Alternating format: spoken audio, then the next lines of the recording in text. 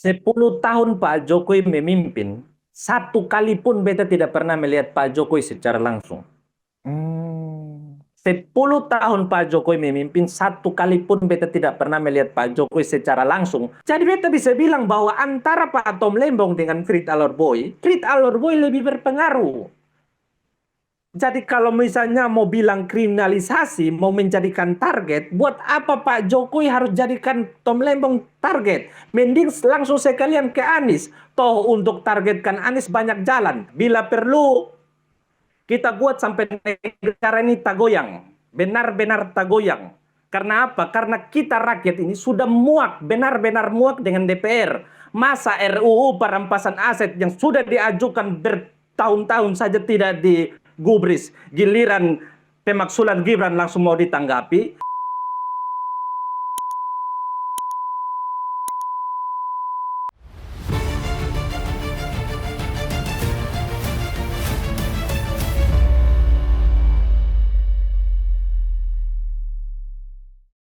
Hai hai, penonton Ruang Konsensus Unpacking Indonesia, dimanapun Anda berada. Assalamualaikum warahmatullahi wabarakatuh. Di akhir pekan ini, hari Jumat ya, kita akan mencoba berdiskusi dengan teman kita dari Timur, tepatnya dari Nusa Tenggara Timur. Dia ini cukup terkenal sih di sosial media, baik di TikTok maupun juga di kanal YouTube-nya. Bahkan pada saat Pilpres kemarin, narsumsa ini sangat-sangat menonjol, banyak yang viral, konten-konten yang dibuatnya. Nah, kita tahu bahwa Pak Jokowi salah satu presiden yang sangat disayangi dan sangat diidolakan oleh masyarakat Timur, khususnya Indonesia Timur maksudnya. Kenapa? Karena memang Pak Jokowi selama ini sudah membuktikan kerja-kerja nyatanya untuk membangun Indonesia Timur, khususnya di NTT, Maluku, dan Papua. Meskipun barisan pendukung Anies Baswedan selalu mengklaim bahwa Jokowi hanya seorang presiden pelangak-pelongo, tidak berprestasi, banyak hutang, ya kan? Tetapi bagi masyarakat Indonesia Timur, seorang Joko Widodo adalah seorang hero, seorang bapak, seorang presiden yang benar-benar mampu merubah wajah Indonesia Timur menjadi lebih sama dengan masyarakat kita di negara di wilayah-wilayah lainnya. Nah, seperti apa sebenarnya penilaian masyarakat Indonesia Timur khususnya di NTT dengan situasi yang miris yang kita simak hari-hari ini dengan Pak Jokowi yang selalu dikesankan seorang yang sekarang seolah-olah tanpa teman, seolah-olah ditinggalkan. Saya sudah bersama dengan Siwa Renama di Kupang ya saat ini ya, Siwa. Siap-siap di Kupang. Di Kupang. Oke, langsung aja Siwa. Nah, dari opening yang saya sampaikan tadi, seperti apa sebenarnya kecintaan masyarakat Indonesia Timur dan apa suasana kebatinan ya yang Siwa dengarkan, yang Siwa rekam dari masyarakat Indonesia Timur ketika Pak Jokowi ini diperlakukan secara tidak elok di kampungnya sendiri, malah di Solo, di Jakarta, ya kan, dan seterusnya. Silakan Bung Siwa. Baik, terima kasih sudah memberikan ruang untuk beta menyampaikan unek-unek kami masyarakat di wilayah timur. Bagi kami masyarakat Indonesia Timur, terkhususnya NTT, Pak Jokowi itu adalah presiden pertama bagi kami. Selama puluhan tahun Indonesia merdeka, kami baru merasakan ada yang namanya presiden di zaman Pak Jokowi. Jadi itu hal yang sangat luar biasa bagi kami. Kami selama ini tidur panjang dari tidur kami ini di NTT. Pembangunan apa tidak diperhatikan oleh presiden-presiden yang lain. Tapi ketika di zaman Pak Jokowi kami sangat diperhatikan. Bahkan NTT merupakan satu provinsi yang 20-an kali Pak Jokowi datang untuk melihat kami. Jadi kadang beta merasa sangat miris ketika melihat bersaudara di wilayah barat, khususnya di Pulau Jawa, apalagi spesifiknya Pulau Solo, Kabupaten Solo, Kota Solo. Kota Solo ya. Ya, Kota Solo itu ada satu orang yang kalau tidak salah dari Maki, dia melaporkan Pak Jokowi terkait ijazah SMA. itu sangat miris bagi beta. Kenapa sangat miris? Karena masa kami yang di wilayah timur, terkhususnya NTT saja bangga terhadap Pak Jokowi, kok kalian warga Solo tidak bangga? Coba kalian datang ke NTT dan tanyakan ke warga NTT, seluruh warga NTT, presiden yang datang bangun NTT itu siapa? Pasti orang akan menjawab Pak Jokowi. Pak Jokowi itu orang mana? Pasti orang akan bilang dari Jawa dan dari kota Solo. Masa kalian tidak bangga? Kami yang di wilayah timur saja bangga. Kalian yang sebagai warga asli Solo, yang Pak Jokowi mengharumkan nama daerah kalian, kalian tidak bangga. Jadi kalau beta rasa, kalau masyarakat di wilayah Solo tidak bangga terhadap Pak Jokowi, itu artinya dorang bukan buta mata, tapi buta hati. Sekali lagi, kalau dorang tidak bangga terhadap Pak Jokowi, khususnya warga Solo, itu artinya dorang bukan buta mata, tapi buta hati. Jadi kalau dorang sendiri buta hati, bagaimana dorang mau peduli terhadap saudara-saudara yang di luar Jawa, khususnya kami di wilayah timur? Hah? Bagaimana kalian itu mau peduli terhadap kami, sedangkan kalian saja tidak peduli dengan orang dari Solo sendiri. Jadi tolong untuk bersaudara, khususnya di kota Solo, yang benci terhadap Pak Jokowi, buka itu mata, sembuhkan itu hati. Karena apa? Karena untuk menilai Pak Jokowi itu harus menggunakan hati yang sehat. Dengan begitu otak kalian juga akan ikut sehat untuk kita sama-sama membangun Indonesia. Apa Jadi pandangan Bung Siwa ketika sekelompok orang yang menamakan forum Purnawiran TNI ya kemudian mencoba untuk memakzulkan Wapres Gibran, itu adalah putra sulung Pak Jokowi. Yang jelas tujuannya adalah untuk melakukan kudeta merangkak. Artinya kudeta merangkak adalah mereka ingin menggantikan rejim ini. Mereka tidak ingin keberlanjutan. Mereka tidak ingin ya apa yang sudah dirintis oleh Pak Jokowi selama 10 tahun ya itu dilanjutkan. Padahal seperti yang tadi Bung Siwa sampaikan, betapa luar biasanya apa yang dikontribusikan Pak Jokowi. Bahkan tadi ada pernyataan yang bagi saya sangat menarik. Bagi rakyat NTT, kami hanya baru mengenal satu orang presiden. Padahal kan kita sudah punya presiden 8 orang. Itu luar biasa, Bung Siwa. ya. Nah, terkait dengan beberapa purnawirawan yang mengatasnamakan TNI untuk maksulkan Wapres Gibran, kadang beta heran. Kenapa beta heran? Karena dorang sendiri yang mengatakan bahwa lebih baik kita dipimpin oleh monyet. Lalu bagaimana mau maksulkan Gibran? Emangnya Gibran apa? Kan dorang sendiri yang mengatakan lebih baik dipimpin oleh monyet. Jadi mending kalau mau dipimpin oleh monyet, ya gabung dengan monyet. Jangan gabung dengan kita yang manusia, ya kan? Logikanya begitu. Bahkan di Indonesia ini banyak yang ada buah monyet. Bahkan di kita punya daerah sendiri ada buah monyet. Jadi kalau Pak Sunarko mau dipimpin oleh monyet, ya datang ke gua monyet sini. Bila perlu tinggal di dalam gua monyet. Di situ monyet-monyet itu akan ajar dia tentang cara mencuri pisang, bukan mencuri hak rakyat yang telah ditetapkan oleh konstitusi.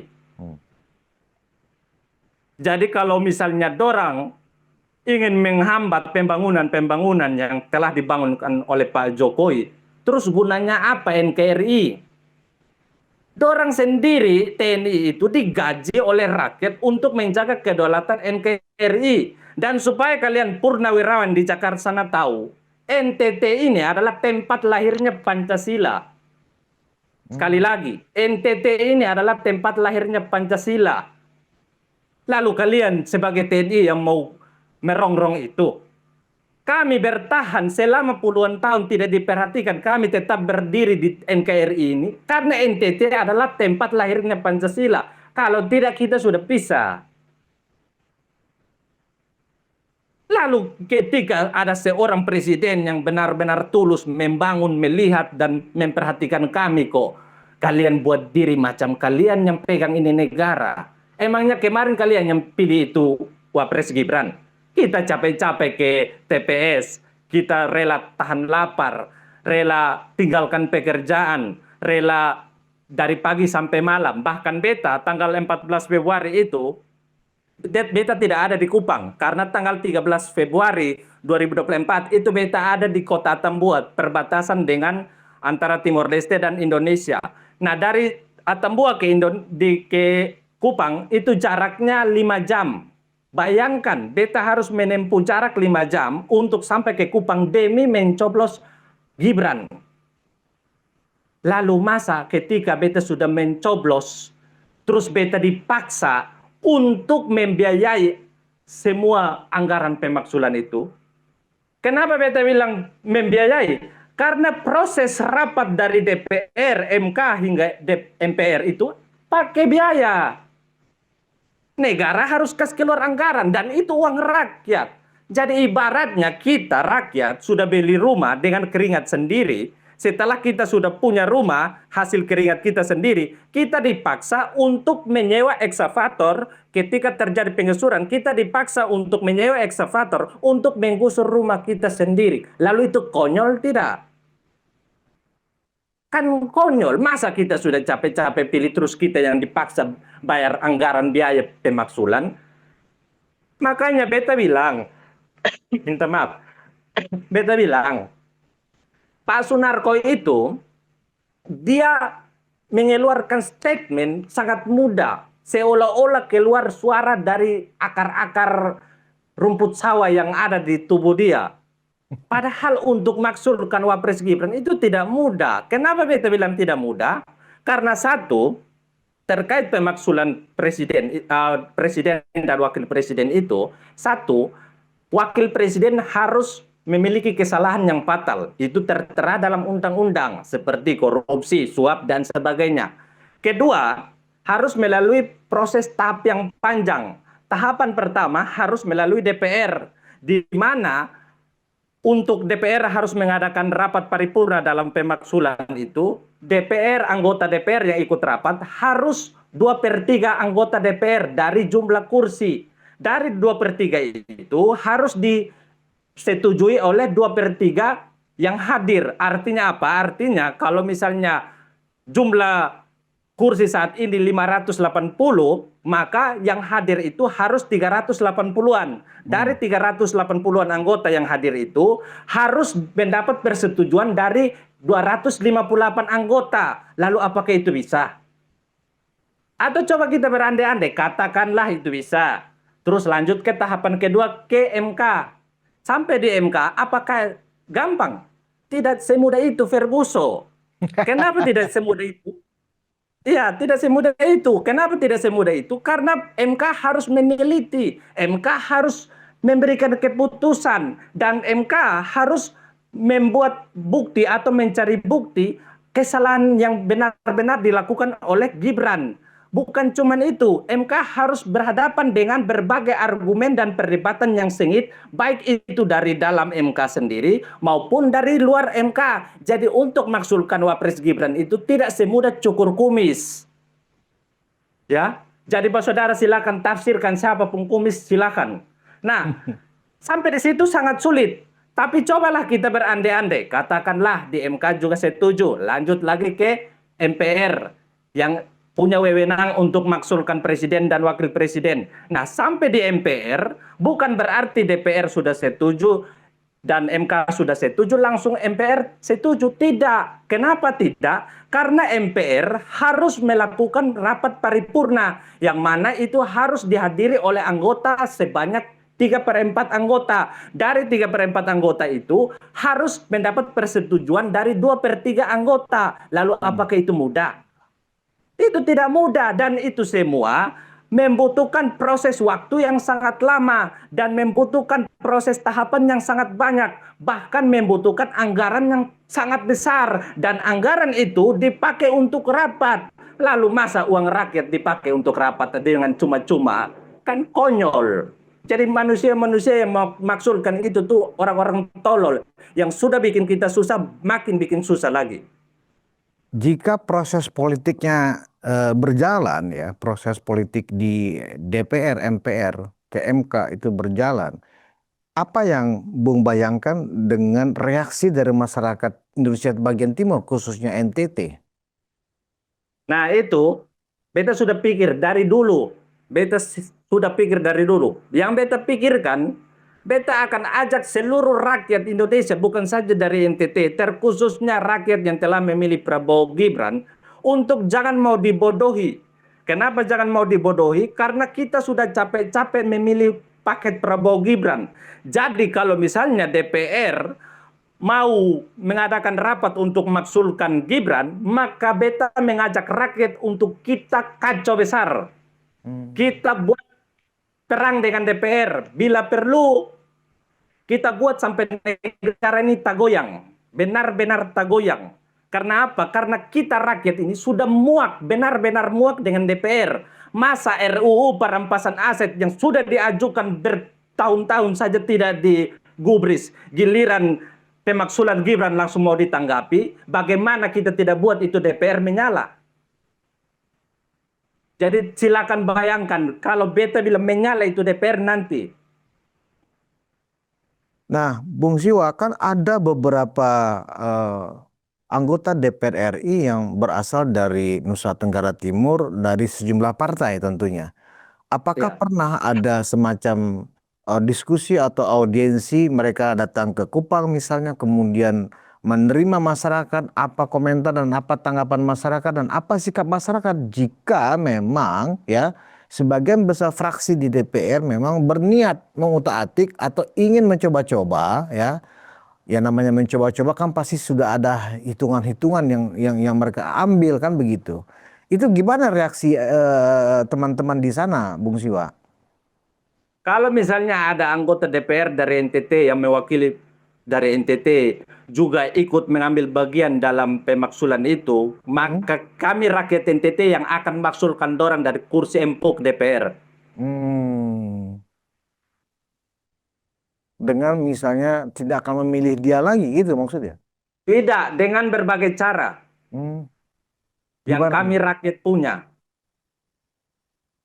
Misalnya? Kami punya banyak cara, bukan cuma dengan tidak memilih, tapi ada. Kami NTT ini orang dikenal sebagai orang-orang yang keras. Jadi silakan tafsir masing-masing. Oh iya iya iya. Dan mereka tahu apa yang Bung maksudkan ya? Ya, dorang tahu. Dan Hmm. itu dorang harus menerima konsekuensi. Karena kami rakyat NTT, dorang sendiri tahu kami masyarakat NTT ini betapa cintanya kami terhadap Pak Jokowi. Bahkan dorang punya keluarga juga cinta dengan Pak Jokowi dan Gibran. Jadi Hmm. kalau misalnya dorang mengambil bagian dalam itu, maka dorang sendiri akan tahu dari keluarga sendiri. Hmm.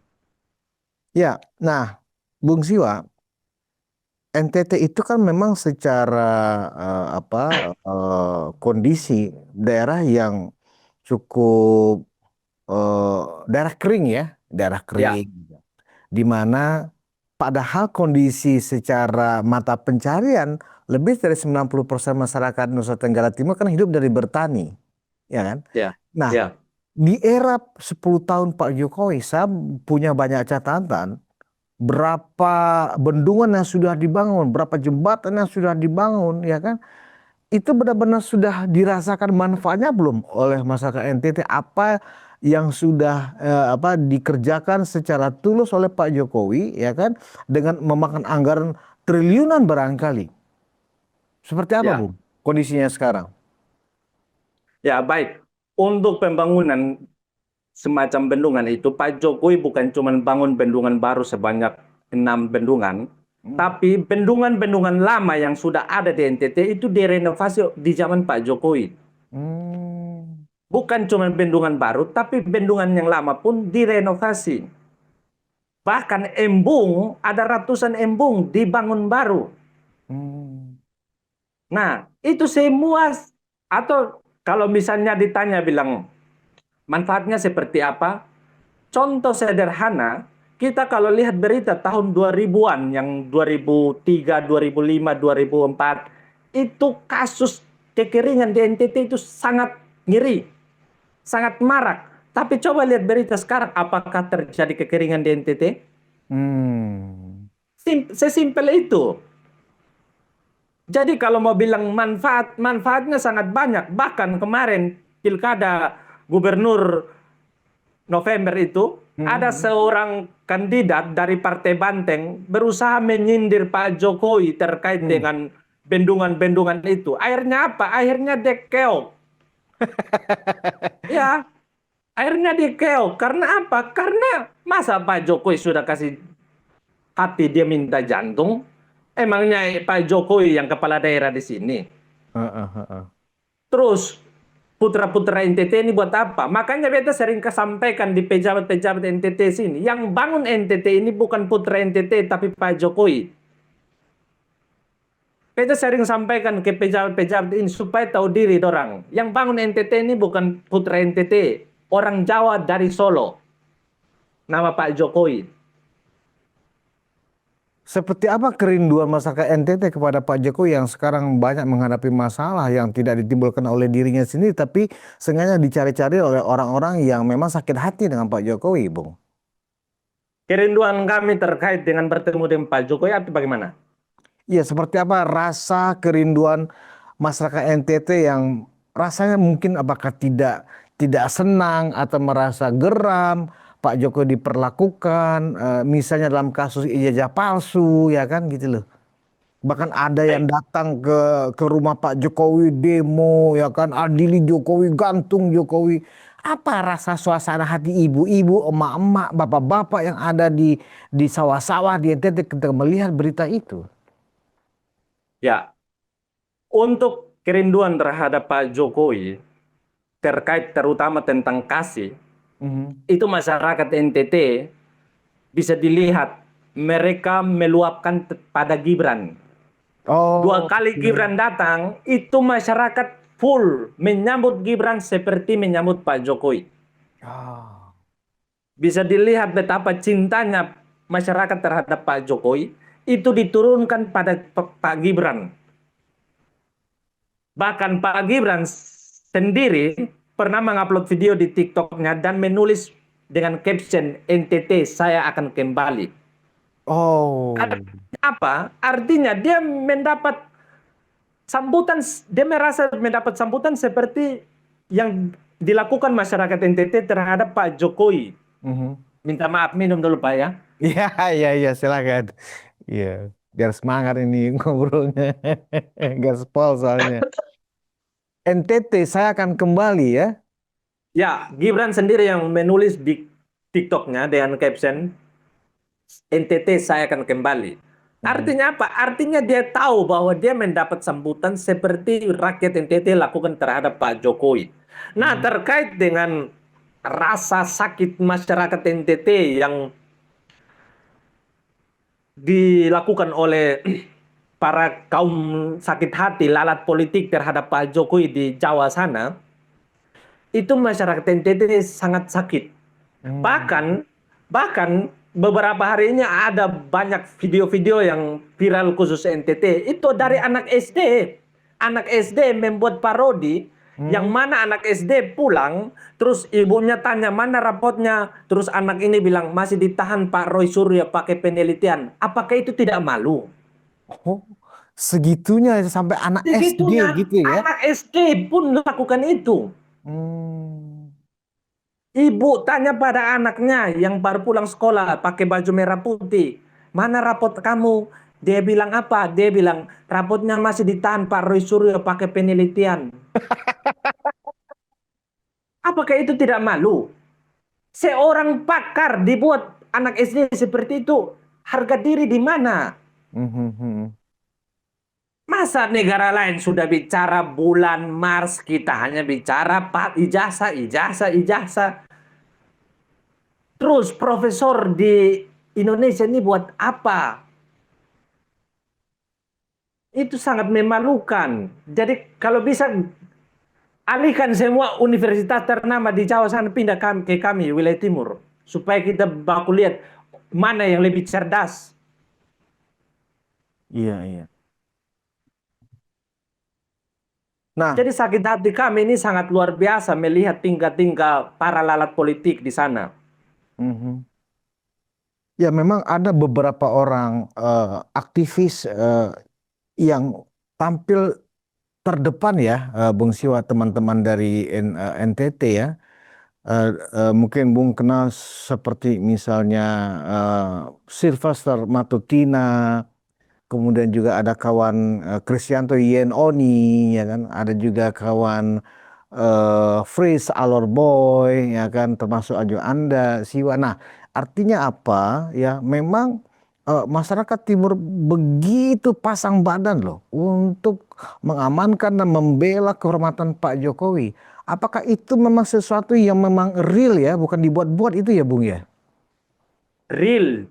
Bahkan supaya ini beta jujur, Iya.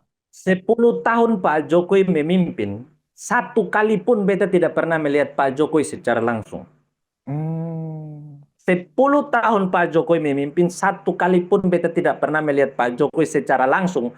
Padahal 20-an kali Pak Jokowi datang ke NTT. Dan itu beta bisa bertemu. Tapi Mhm. beta punya komitmen dengan diri sendiri untuk tidak mau bertemu dengan beliau. Kenapa begitu? Karena beta mau tunjukkan pada diri sendiri dan tunjukkan pada orang lain bahwa beta benar-benar dari hati mendukung Pak Jokowi. Bukan untuk mencari viral, bukan untuk mencari uang. Kalau mencari uang, mungkin orang bilang Siwa dibayar. Oke, beta bisa bilang beta dibayar. Tapi beta bukan dibayar pakai uang, tapi beta dibayar pakai pembangunan.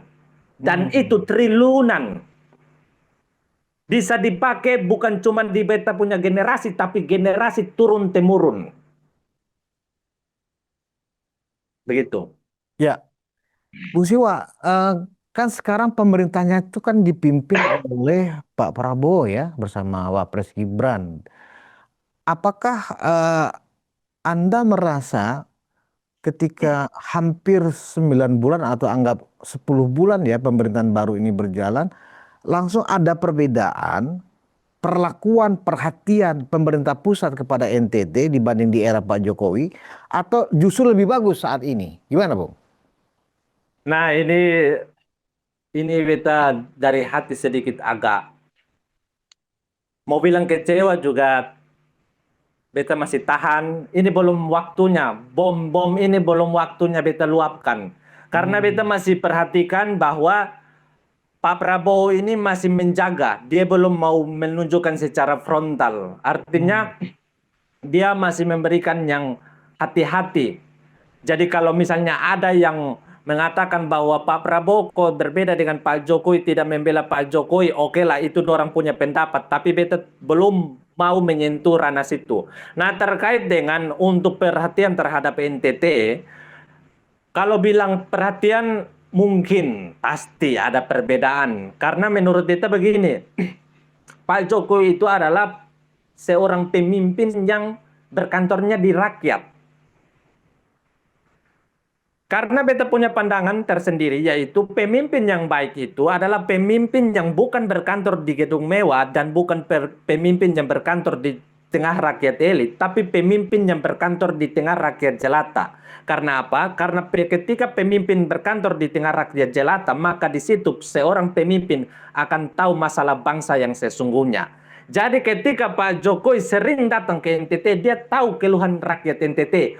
Bahkan diakui oleh mantan wakil gubernur NTT itu mengatakan bahwa Pak Jokowi ini kita belum minta dia sudah kasih. Hmm. Kami belum minta jalan, Pak Jokowi sudah kasih jalan. Kami belum minta bendungan, Pak Jokowi sudah kasih bendungan. Itu karena apa? Karena dia turun langsung dan dia melihat. Hmm. Dia turun langsung dan dia merasakan. Jadi tanpa rakyat minta pun dia langsung tahu. Jadi tolong untuk pemimpin saat ini kalau bisa tirulah Pak Jokowi. Tirulah Pak Jokowi. Di situ nama Anda akan besar. Karena rakyat ini butuh perhatian langsung. Bukan dari sana perintah ini, dari sana perintah ini. Atau kalau memang tidak bisa, berikan waktu untuk Gibran biar kunjungi kami. Jangan tahan-tahan. Kasih waktu untuk Gibran, kasih ruang untuk Gibran untuk lihat kami. Itu yang kami inginkan. Karena ketika seorang pemimpin turun ke satu daerah, terkhususnya presiden, maka setiap lokasi yang dia kunjungi, setiap lokasi yang dia berdiri, itu UMKM akan naik. Hmm. Jadi bagaimana kita mau bicara UMKM saat ini sedangkan pemimpin hanya di situ? Jadi saran beta untuk Pak Prabowo, lakukan seperti yang Pak Jokowi lakukan di tengah rakyat, berkantor di tengah rakyat jelata. Sudah pernah Pak Prabowo mengunjungi NTT, Bung, selama menjabat presiden? Sudah Sudah berapa kali, Bung? satu kali kayaknya, Satu yang kali. menjadi presiden ya. Ya, iya. Kalau menteri beberapa kali, kalau presiden Hmm. satu kali. Ada hal-hal yang memang perlu sentuhan presiden nggak, Bung, terkait dengan program-program atau proyek-proyek infrastruktur yang konteksnya keberlanjutan yang memang atau bisa rawan mangkrak dan seterusnya. Ada nggak hal-hal yang memang perlu disampaikan secara langsung oleh masyarakat NTT lewat Bung Siwa kepada Pak Prabowo? Ya ada, seperti contoh bendungan, kan proyek 7 bendungan, tapi Hmm. beberapa yang baru diresmikan itu kalau tidak salah 3 atau 4, yang lainnya masih dalam proses pembangunan. Hmm. Jadi itu harus terus diperhatikan oleh pemerintah pusat, jangan diabaikan.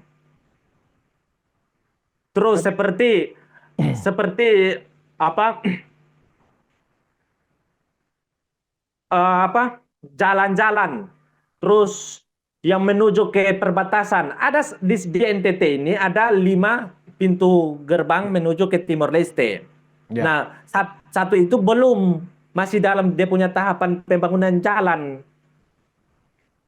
Nah, itu adalah program pemerintah pusat yang harus dilanjutkan. Dan Hmm. masih banyak lagi program-program pusat di NTT yang belum beres. Dan itu harusnya dilanjutkan.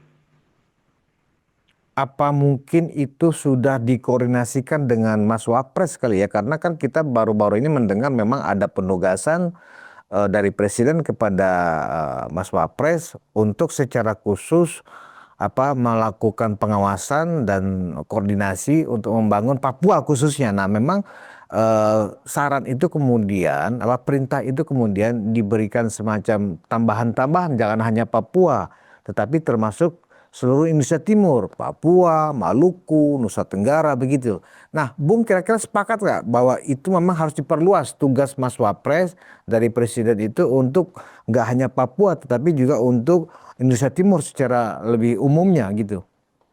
Nah, beta sependapat dengan begitu. Karena Mm-mm. beberapa waktu yang lalu beta juga hampir menyampaikan pendapat ini ke Pak Presiden juga bahwa kalau bisa jangan hanya Papua tapi kami juga yang wilayah timur seperti NTT, Maluku juga harus diperhatikan seperti Papua. Mm-mm. Cuman kayaknya yang dilakukan itu cuman Papua karena itu di lingkaran Undang-Undang Otsus. Oke. Berarti harus Jadi ada perintah khusus lagi yang memang ada tugas juga untuk Maluku dan Nusa Tenggara ya, Bung ya? ya. Mhm. Nah, sedangkan kemarin yang isu beredar itu cukup Papua karena itu adanya di lingkaran Otsus. Jadi Hmm. kalau bisa, beta berharap itu seharusnya diperluas lagi ke NTT, Maluku dan Sulawesi, begitu. Mhm. Nah, Bung, apa kira-kira yang akan terjadi perkembangan yang seperti apa ya jika memang trisula antara Papua, Maluku, dan Nusa Tenggara ini memang apa-apa yang sudah dilakukan oleh Pak Jokowi itu terus dilanjutkan oleh Pak Prabowo ini, dan apa dampaknya jika itu terputus saat ini gitu loh, Bu. Bu membayangkan seperti apa?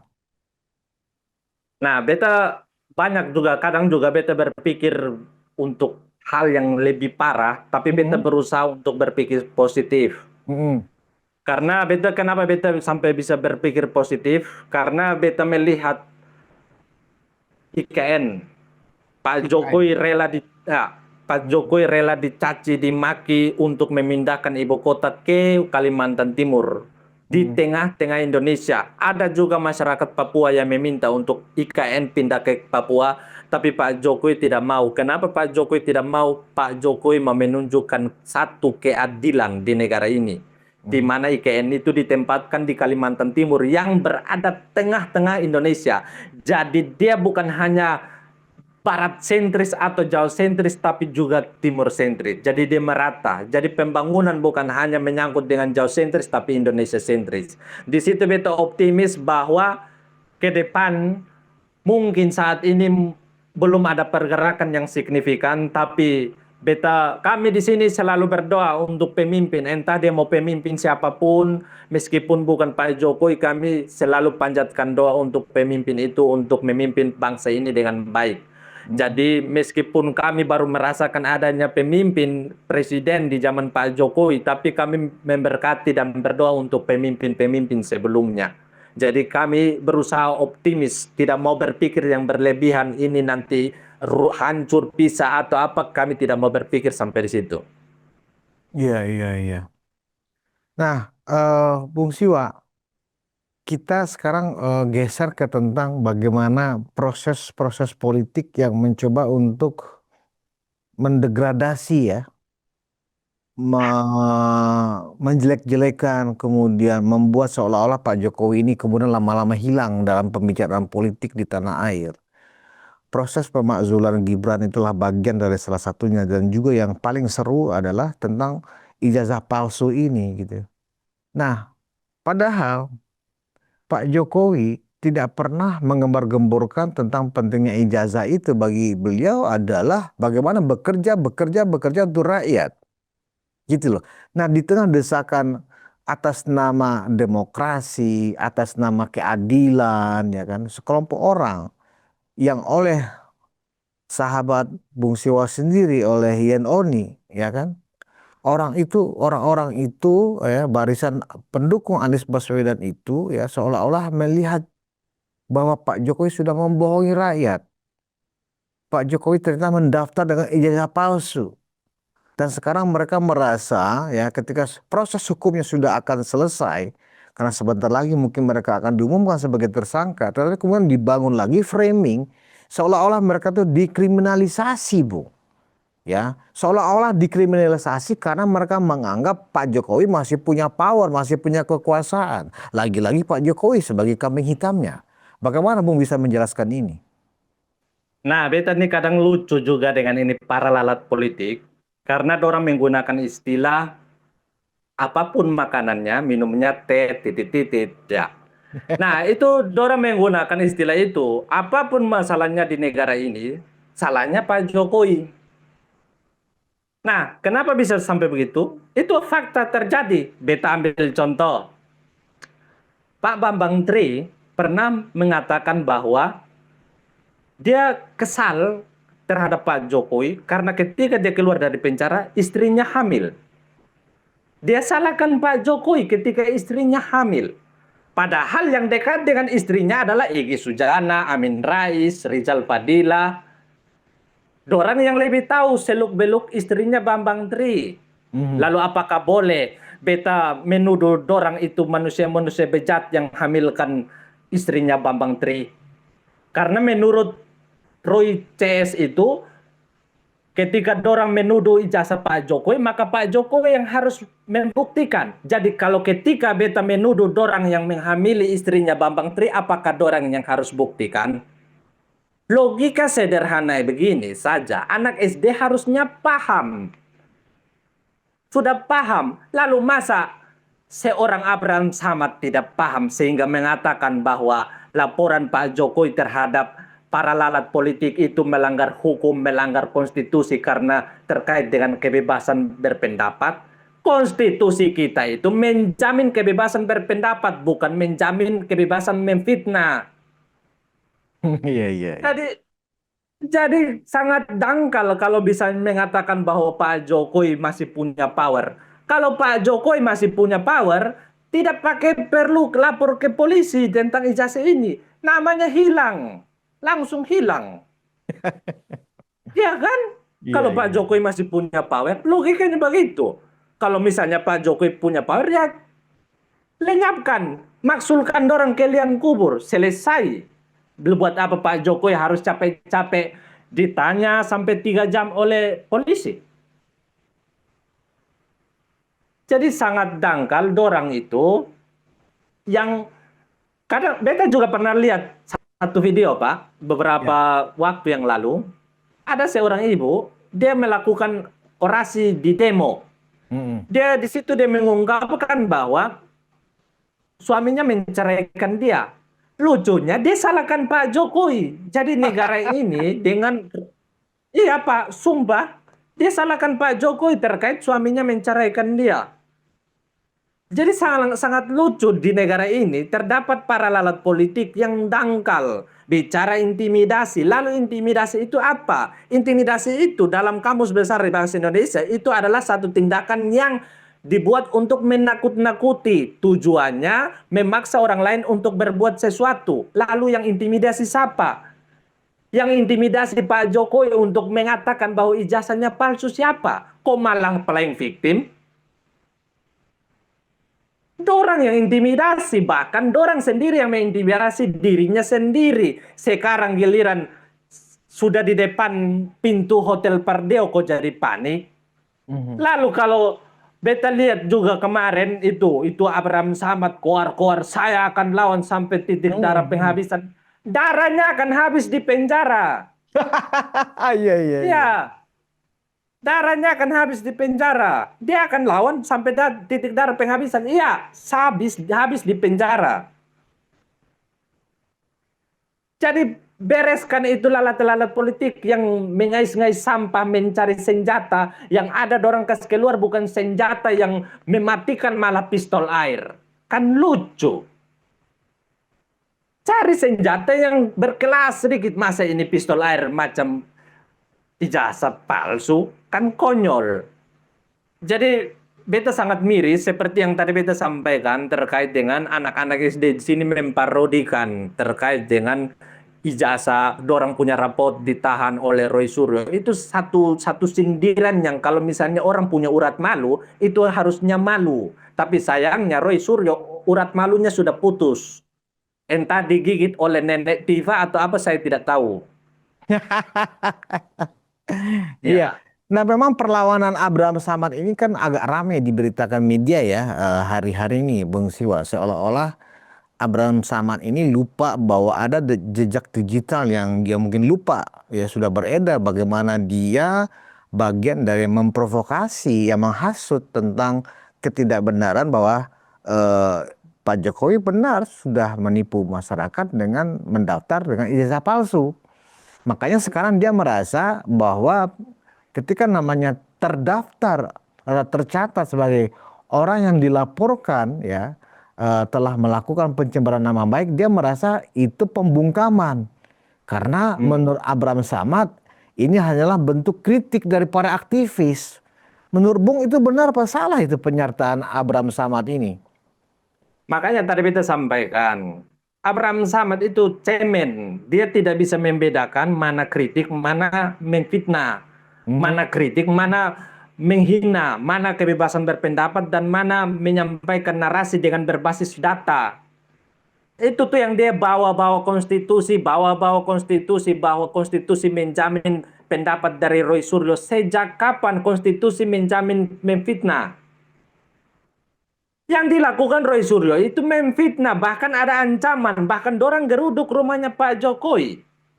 Lalu kita mau bilang apa? Itu adalah satu pendapat. Kan konyol, dia seruduk masuk sampai rumah, kok pendapat?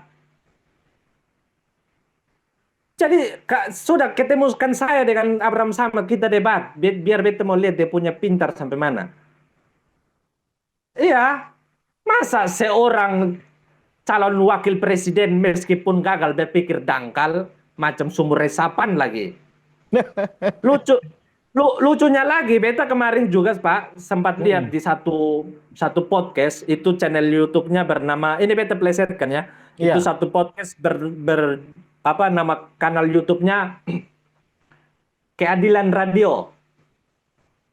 Keadilan Radio. Nah, di situ dia mengundang satu narasumber yang mana narasumber itu adalah satu saksi ahli dari Pak Tom Lembong.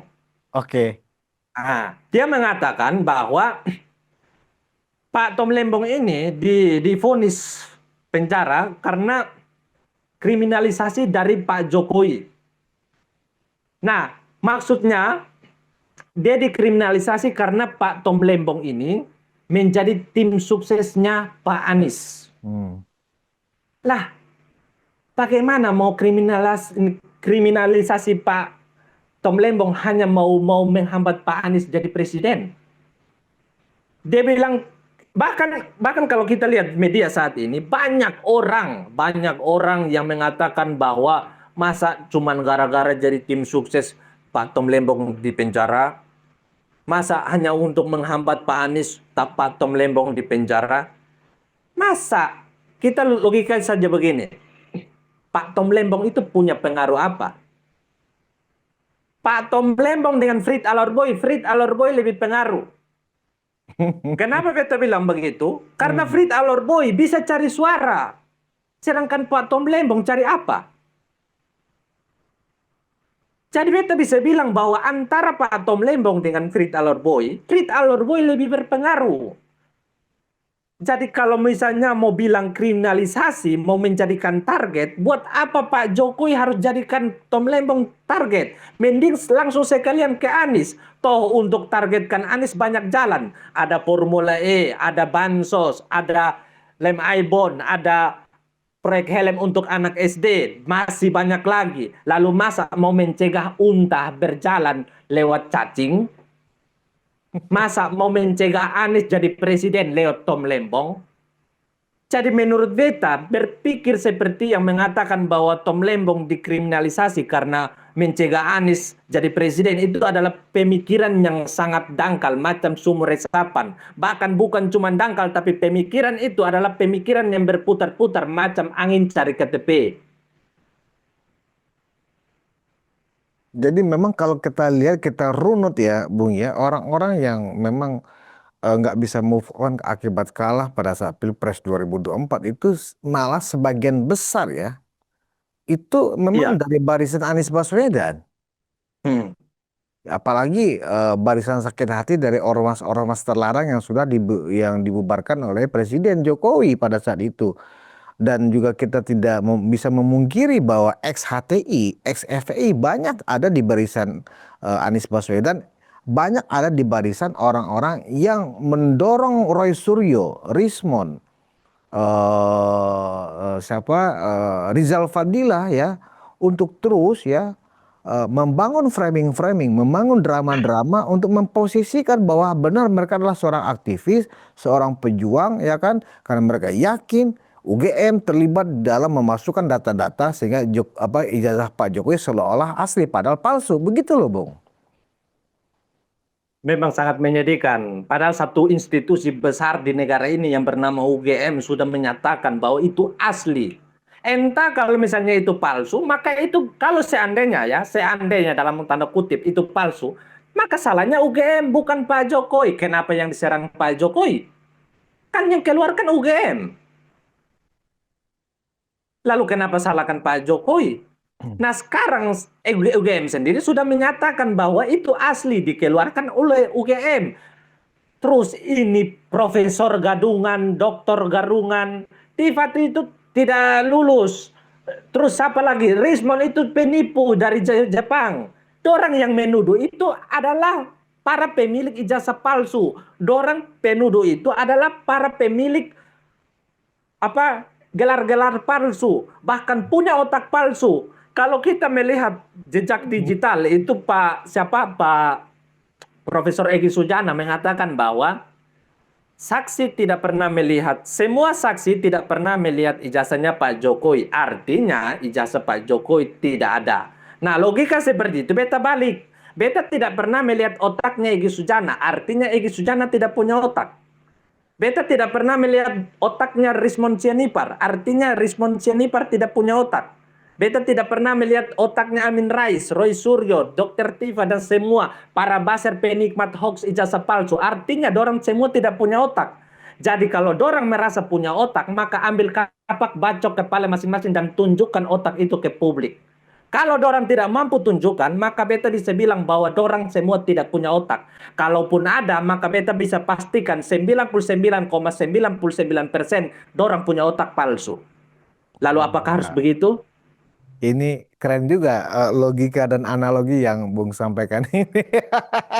Sangat tepat, Bung. Sepakat saya itu dengan apa kalau memang nggak mau lihat yang asli harus dilihat dulu sama aja. Kalian nggak punya otak kan? Kenapa kau tidak apa tuduh aku sebagai nggak punya otak? Aku belum pernah lihat otak kau. Iya, Tapi kau nggak punya otak kan itu. Iya, iya. makanya beta beta berpikir bahwa manusia-manusia yang itu orang memang aslinya tidak punya otak. Kalaupun ada palsu. Beta yakin 99,99% lebih tinggi dari peringkat-peringkat yang sering digaungkan oleh Roy Suryo. Mhm. Jadi sangat miris, sangat miris. Negara ini mau dibawa kemana kalau misalnya dia punya doktor, profesor hanya model-model begitu. Itu kalau diajak debat dengan kita punya anak SMA di sini kayaknya orang keok. Dorang tuhnya hanya berani karena saat ini beta lihat, beta perhatikan eh, Abraham Samad itu berani saat ini karena awalnya dia cemen. Dia berani, dia cemen dengan mengatakan Pak Jokowi teman saya, Pak Jokowi teman saya. Dulu adili Jokowi, adili Jokowi. Ketika Pak Jokowi lakukan pelaporan, dia bilang Pak Jokowi teman saya, tolong cabut laporan itu. Ketika diserang netizennya Anies, dia mulai sok-sok kuat. Padahal dia kenapa sok kuat? Beta perhatikan ternyata dia sok kuat karena ada para purna di belakang. Hmm. Para purna yang bikin dia kuat. Kalau tidak dia memang asli cemen. Bu menduga dia berani sekarang bahkan akan melawan itu karena merasa ada para mantan jenderal di belakangnya begitu. Backing. Iya, iya kemarin dia teriak-teriak bilang saya akan lawan sampai titik darah penghabisan. Itu karena ada para purna yang duduk di depan. Sejatinya dia pengecut ya. Sejatinya dia pengecut, cemen. Eh, ya Dulu persoalan. kalau dia mau kuat, dia Mm-mm. mau merasa bahwa dia bukan seorang yang cemen, waktu ketika ditolak jadi wapres itu tunjukkan kegarangannya. Kok Hmm. sekarang baru koar-koar yang hanya koar-koar begitu-begitu saja, kan cemen. Nah, sekarang kan kita tinggal menunggu nih, Bung Siwa. Proses hukum kan sudah berjalan ya sesuai dengan apa tahapan-tahapannya. Di mana terakhir itu kita melihat Pak Jokowi sudah diperiksa sebagai pelapor dan bahkan penyidik sesuai prosedur ya sudah menahan ijazah asli Pak Jokowi dan ijazah Ya, SMA. Artinya apa? Baru kali ini kita melihat seorang mantan presiden ya kan yang sudah bekerja keras untuk rakyat 10 tahun ya. Di awal-awal masa dia nggak menjabat lagi ya diperlakukan sebegitu rendahnya oleh sebagian kelompok yang tidak suka. Dan ini baru pertama kali dalam Republik ya, ini berdiri gitu loh, Bung ya, Siwa. Nah, kira-kira supaya ke depan ini ya kan, karena kan kita juga berkontribusi dalam mengawasi jalannya roda pemerintahan Prabowo Gibran ini.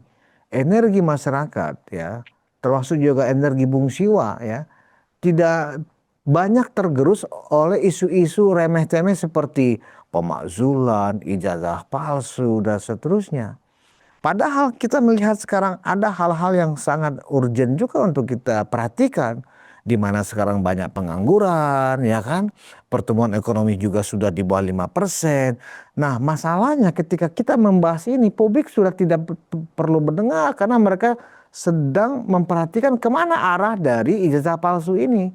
Banyak juga bahkan yang sudah terpengaruh, Bung Siwa. Jangan-jangan benar Pak Jokowi ini nggak lulus dari Fakultas Kehutanan UGM. Sebegitu deras ya arus hasutan yang mereka lakukan ini gitu loh Bung. Nah Bung, untuk selanjutnya kira-kira apa yang menurut Bung Siwa Pak Jokowi ini sebagai bapak bangsa lah anggap sekarang itu benar-benar nggak terganggu lagi dengan situasi-situasi ini. Apakah Pak Jokowi memang harus punya partai supaya beliau juga punya bargaining position atau tetap seperti ini aja sebagai pensiunan, sebagai mbah bagi cucu-cucunya dan tidak terlibat lagi dalam politik. Dan tapi persoalannya harus selesai. Proses hukum ya. orang-orang yang selama ini memfitnah seperti Roy Suryo dan kawan-kawan itu ya memang harus masuk penjara gitu loh, Bung. Iya. Hmm. Jadi untuk terkait dengan Pak Jokowi, apakah dia harus melakukan langkah seperti apa? Ya, kita sepakat. Satu-satunya untuk menghentikan semua isu-isu dari yang dilakukan oleh para lalat politik itu adalah proses hukum. Itu adalah salah satu teknik untuk membuat efek jerah supaya tidak dilakukan oleh para bibit-bibit yang akan datang. Nah, terkait dengan Pak Jokowi masuk partai atau tidak, itu beta serahkan lagi ke Pak Jokowi. Karena Pak Jokowi itu adalah ahli strategi. Bahkan kemarin beta lihat PSI itu sangat luar biasa. Beta mendapat satu pesan yang sangat luar biasa di situ. Cuman nanti apa beta akan sampaikan nanti. Nah, terkait dengan Pak Jokowi harus berdiri di mana, beta sampaikan tadi bahwa Pak Jokowi mau di luar atau di dalam, dia adalah ahli strategi. Dan dia akan dicari-cari terus untuk dibutuhkan ilmunya. Jadi rakyat kami, para pencinta Pak Jokowi, ini tetap setia dengan Pak Jokowi. Di mana dia melangkah, di situ kami ikut. Ya, Bung, karena acara Ruang Konsensus ini selalu ditonton oleh Pak Jokowi, mungkin ada pesan yang ingin Bung Siwa sampaikan kepada beliau? Untuk Pak Jokowi, beta sampaikan bahwa terima kasih karena Pak Jokowi sebagai presiden bukan hanya duduk di Jakarta, tapi tidur di Timur. Bukan hanya makan di Jakarta, tapi dapat minum di Timur. Pak Jokowi bagi beta adalah sosok putra bangsa yang meskipun dia adalah orang Jawa, tapi jiwanya Indonesia. Beta sampai saat ini belum bertemu dengan Pak Jokowi sekalipun secara langsung. Tapi ketika beta melihat berbagai pembangunan yang ada di NTT, seakan-akan beta sudah melihat Pak Jokowi. Jadi sekali lagi beta ucapkan pada Pak Jokowi, berlimpah-limpah terima kasih. Oke, baik. Terima kasih Bung Siwa Renama dari Kupang, Nusa Tenggara Timur. Dan kita yakin bahwa Pak Jokowi pasti dalam jiwa beliau itu pasti selalu ingin berkunjung ke daerah-daerah. Karena Ya. memang itulah kebahagiaan beliau, pernah mengatakan begitu, ya kan, bahwa salah Ya. satu kebahagiaan Pak Jokowi itu bukan ada di rumah ya, bersama cucu, enggak. Kebahagiaan Pak Jokowi itu adalah bersama rakyat. Terima kasih Bung Siwa. Siap. Penonton Ruang Konsensus Unpacking Indonesia, memang seorang pemimpin yang dekat dengan rakyat itu ya, antara rindu kedua belah pihak ini sama-sama sebenarnya. Pak Jokowi juga rindu untuk selalu bertemu dengan masyarakat, dengan rakyat. Rakyat juga rindu untuk bertemu dengan rakyat. Meskipun Pak Jokowi satu-satunya mantan presiden ya yang membuka dirinya untuk didatangi rakyat. Kita lihat setiap hari kita menonton antrian panjang selalu ada setiap hari untuk bisa bertemu atau sekedar berfoto dengan beliau. Nah, apakah tipe pemimpin seperti ini yang akan kita lumuri dengan fitnah? Rasa-rasanya masyarakat Indonesia yang memang menjunjung tinggi adab tidak akan pernah melakukan itu, kecuali hanya orang-orang yang punya kepentingan politik yang busuk dan jahat.